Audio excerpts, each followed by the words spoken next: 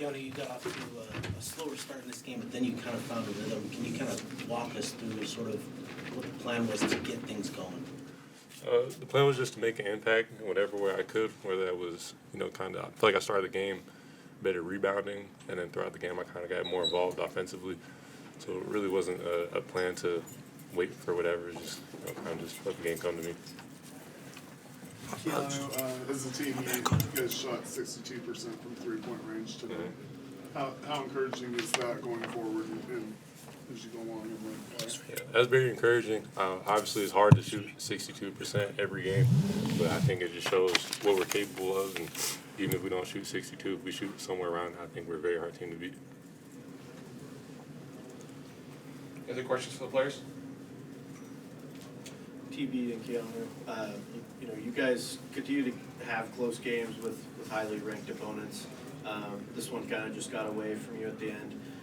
How are you, I guess, able to take away maybe some moral victories or just even developmental victories in games like this, even when it did get away? To be honest, it's getting too late for moral victories. We just got to either win or like the moral victories is getting a little old. Like we just got to start winning. So like we got to come to practice. We got to be attention to detail. We got to know what we're doing every single day. Coach preaches it to us every single day. So we just got to come in and we got to do what we do, and we got to execute it in the game. There's no more moral victories because we're getting too late in the season. TV, to follow up on that, you guys sort of ran out of gas late in games, the second half of games, and how do you guys, what needs to change in order to finish these games stronger? I'd say just like having the will inside your body. Like the games like this is crazy, it's like the environments, the players that we're playing every single night. It's like a gauntlet in the Big 12. So that should really fire yourself up every single night to come out and want to win games like this. Like we won a tough TCU game. That was a tough TCU game. We're gonna have teams way better than TCU every single night. So like it's like you never know you always know who you're gonna play. You're gonna play a tough player every single night. So that I feel like every player in our locker room, if they're getting on the floor, if they're on the bench, we should all have the same positivity, same energy every single night, and that's what should light you up to want to win a game. All right, thanks, guys. Thank you. Let's start with questions for Coach.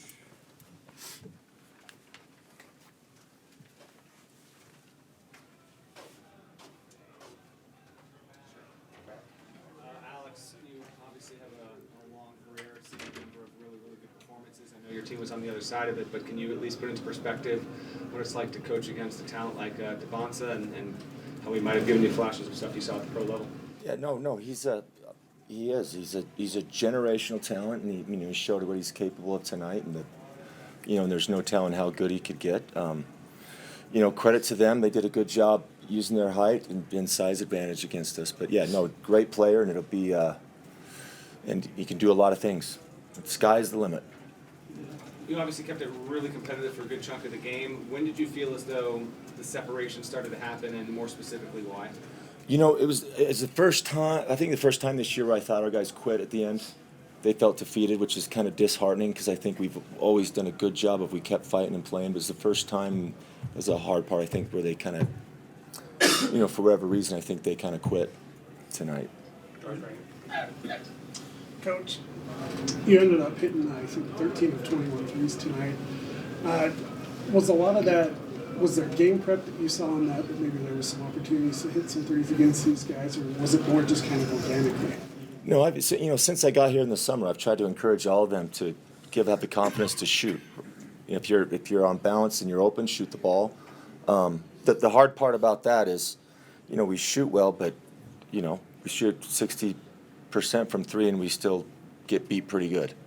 And the problem is, I think, as individuals in a group, like you got to take pride in guarding the guy you have, regardless of what scheme we are in. You have to take pride in defense, and the Big 12 is actually a great lesson for that because you see it. You defend and rebound, and you got to compete. And the games where we do that, then whether we shoot well or not, we have a better chance to win. So, got to take pride in the defensive end, regardless of if we make or miss shots. Alex, do you feel like you're progressing on defense as a team, or do you feel like you're kind of stagnant on that end? No, I think at times we have. I think tonight we did a big. It's frustrating because I think we took a big step back. Like I said, I think they quit, and guys, we had certain guys that were targeted on defense. They used their size, and I don't think, that we fought back like I think we've had.